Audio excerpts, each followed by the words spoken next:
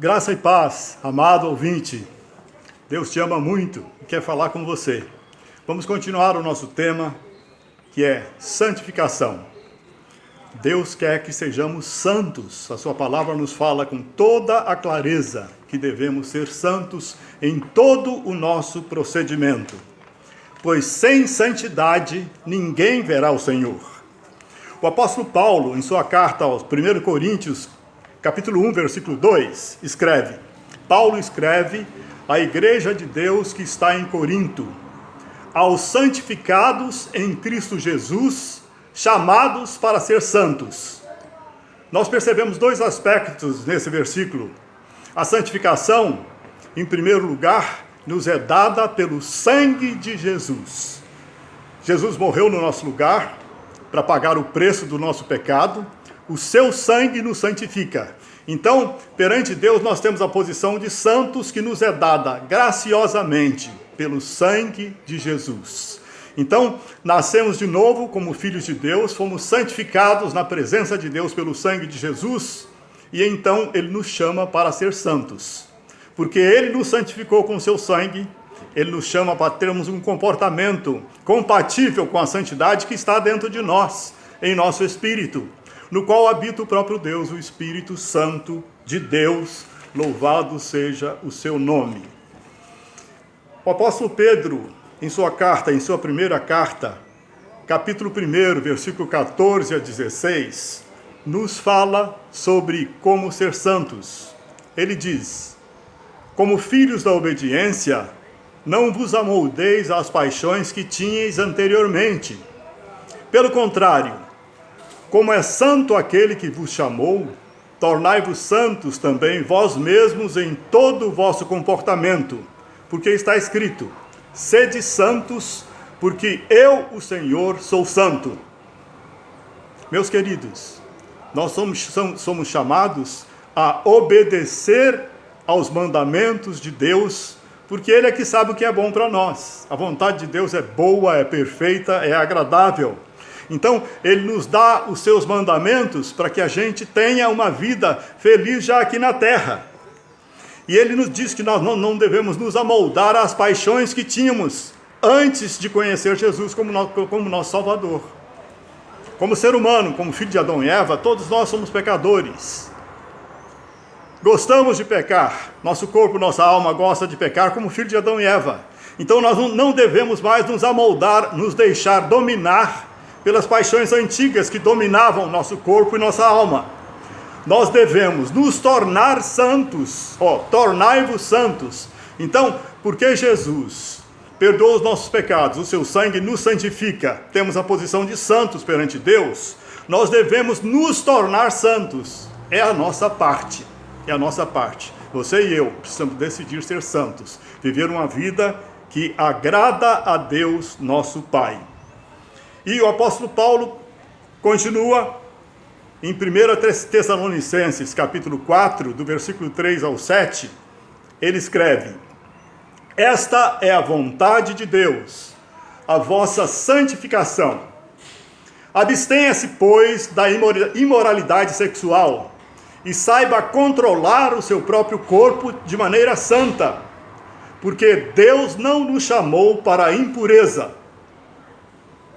Então, eu é que tenho de tomar a decisão de me abster da imoralidade sexual. É você que tem de tomar essa decisão.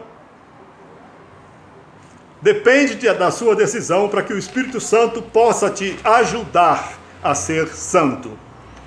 O apóstolo Paulo, em Gálatas, nos dá uma relação de alguns pecados. Não são todos os pecados, são bastante, mas não são todos. Ele diz assim, eu vou ler na Nova Bíblia Viva, Gálatas capítulo 6, a partir do versículo 16. Diz assim: eu os aconselho a obedecerem somente às instruções do Espírito Santo.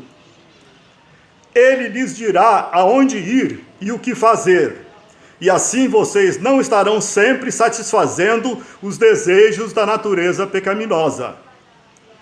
Porque nós, por natureza, gostamos de fazer as coisas ruins, que são justamente o oposto das coisas que o Espírito nos manda fazer. E as coisas boas que desejamos fazer quando o Espírito nos domina são justamente o oposto dos nossos desejos naturais. Estas duas forças dentro de nós estão lutando constantemente uma contra a outra, a fim de ganharem o domínio sobre nós, e os nossos desejos nunca estão livres das suas pressões. Se vocês são guiados pelo Espírito Santo, não estão mais debaixo da lei. Ora, as obras da natureza humana produzirão os seguintes resultados: imoralidade sexual, impureza e libertinagem, idolatria e feitiçaria, ódio e discórdia, ciúme e ira, esforço constante para conseguir o melhor para si próprio, queixas e críticas, orgias e toda essa espécie de coisas.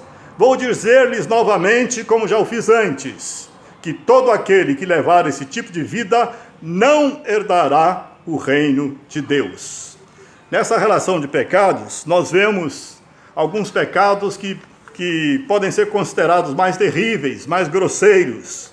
Por exemplo, imoralidades sexuais, idolatria, feitiçaria, ódio e ira, egoísmo, divisão, embriaguez. E alguns pecados que podem ser considerados mais amenos: discórdia, ciúme, queixas, críticas, invejas. Porém, tudo é pecado. Pecado é pecado. Não importa o seu tamanho. E Deus quer que nós sejamos santos. Santos. O escritor de Hebreus, no capítulo 12, versículo 1 e 2, nos alerta para que nós nos afastemos, para que nós afastemos tudo aquilo que procura nos envolver fortemente para o pecado. Nós devemos afastar de nós aqueles pecados que procuram fortemente nos envolver, olhando firmemente para Jesus, o autor e consumador da nossa fé. Então, para vencer o pecado que fortemente nos ataca, nos assedia, tenta nos controlar, precisamos olhar para o alto, olhar para Jesus, que é o autor e consumador da nossa fé. Através do Espírito Santo, ele garante que vai nos conduzir em santidade, se este for o nosso desejo. Louvado seja o nome do Senhor. E o apóstolo Paulo continua a nos mostrar o que é santificar-se e como santificar-se. Como é que nós podemos nos santificar? Em sua carta à igreja de Roma, aos Romanos, capítulo 12, versículo 1 e 2, ele diz assim: apresente seu corpo como um sacrifício vivo, santo e agradável a Deus, que é o vosso culto racional. E não viva como as pessoas do mundo vivem, mas transforme-se pela renovação da sua mente. Assim, você será capaz de experimentar e comprovar na sua vida como é boa, agradável e perfeita a vontade de Deus. Jesus já morreu naquela cruz, há cerca de 2000 anos atrás, por causa do seu pecado e do meu pecado, por causa do pecado de toda a humanidade. Deus colocou sobre Jesus o pecado de todos os seres humanos. E ele cumpriu a pena do pecador. Morreu por você e por mim. O seu sangue nos santifica. Agora, você e eu não precisamos morrer fisicamente, porque ele já morreu por nós. Mas nós precisamos apresentar o nosso corpo em sacrifício vivo. O que significa isso? Significa que eu não devo fazer mais a vontade da minha natureza pecadora, da minha carne, da minha natureza de filho de Adão e Eva que gosta de pecar.